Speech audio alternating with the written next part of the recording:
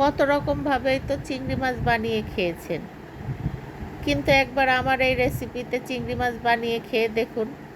এর স্বাদ আপনি কখনোই ভুলতে পারবেন না, আপনার মুখে লেগে থাকবে। এটা খেতে এতটাই বেশি মজা হয়। আমার বাসার সবাই অনেক বেশি পছন্দ করে এই রেসিপিটা। আমার বাসার সবাই তো একদম চেটে পুটে খায়। আপনি যদি এই রেসিপিতে একবার এই চিংড়ি মাছ বানিয়ে খান, আশা করি আপনি ঠকবেন না। তো প্রথমে একটি কড়াইয়ের মধ্যে আমি পরিমাণ মতো তেল দিব। এর মধ্যে আমি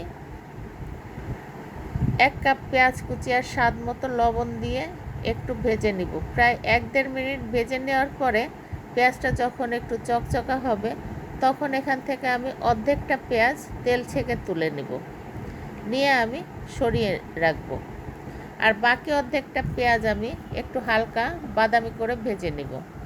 এটা যখন একটু হালকা বাদামি হবে, তখন এর মধ্যে আমি 1 চা চামচ রসুন বাটা, 1 চা চামচ আদা বাটা দিয়ে আমি কিছুক্ষণ ভেজে নিব। আদা রসুনের কাঁচা গন্ধটা যাতে দূর হয়ে যায়।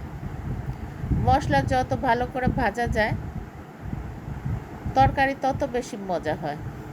তো এটা একটু ভাজার পরে এর মধ্যে এখন আমি 1 চা চামচ জিরা বাটা দিয়ে দিব। জিরা বাটা দিয়ে আমি আর একটু ভেজে নিব।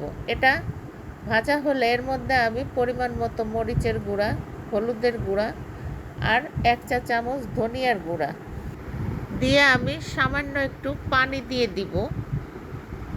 পানি দিয়ে আমি মশলাটাকে ভালোভাবে কষিয়ে নিব। আর পানি দিয়ে আমি এর মধ্যে 1.5 চা চামচ মতো চিনি দিয়ে দিব। চিনিটা অবশ্যই দিবেন। চিনিটা দিলে এর স্বাদ অনেক বেড়ে যায়। তো এবার আমি মশলাটাকে একদম ভালোভাবে কষিয়ে নিব। উপরে তেল উঠে আসলে আমি আগে থেকে ধুয়ে পরিষ্কার করে রাখা চিংড়ি মাছগুলা দিয়ে দিব। এখানে আমি চিংড়ি মাছগুলার মাথা এবং খোসা ফেলে দিয়েছি। তো এবার চিংড়ি মাছ দিয়ে আমি কিছুক্ষণ কষিয়ে নিব।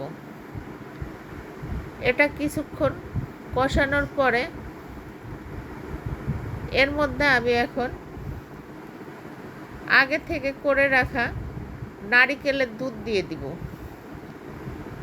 এখানে আমি 1 কাপের বেশি নারিকেলের দুধ দিয়ে দিয়েছি। তো এবার আমি ঢাকনা দিয়ে ঢেকে রান্না করে নেব। পানিটা যখন টেনে আসবে আর তেল উপরে উঠে আসবে, তখন এর মধ্যে আমি 1/2 চা চামচ গরম মশলার গুঁড়া আর 1/2 চা চামচ ভাজা জিরার গুঁড়া দিব। দিয়ে আমি ভালোভাবে মিশিয়ে নিব। এবার আমি দিব এতে সেই তুলে রাখা ভাজা পেঁয়াজটা, আর দিব কিছু আস্ত কাঁচামরিচ। এটা আমি ঝালের জন্য দিব না, ফ্লেভারের জন্য দিব। তো কাঁচামরিচ আর ওই পেঁয়াজটা ভালোভাবে মিশিয়ে আমি চুলাটা অফ করে দিব। এই তো রেডি হয়ে গেল আমার চিংড়ি মাছের এই মজার রেসিপিটি। এটা আপনারা ভাত, পোলাও সব কিছুর সাথে পরিবেশন করতে পারেন। এটা খেতে দুর্দান্ত হয়। আপনি না খেলে বুঝতেই পারবেন না, আর আমি আপনাদেরকে বুঝাইতে পারবো না। তো আমার রেসিপি যদি আপনাদের ভালো লেগে থাকে, তো আমার চ্যানেলটিকে সাবস্ক্রাইব আর পেজটিকে ফলো করবেন। তো ধন্যবাদ সকলকে সাথে থাকার জন্য। আল্লাহ হাফেজ।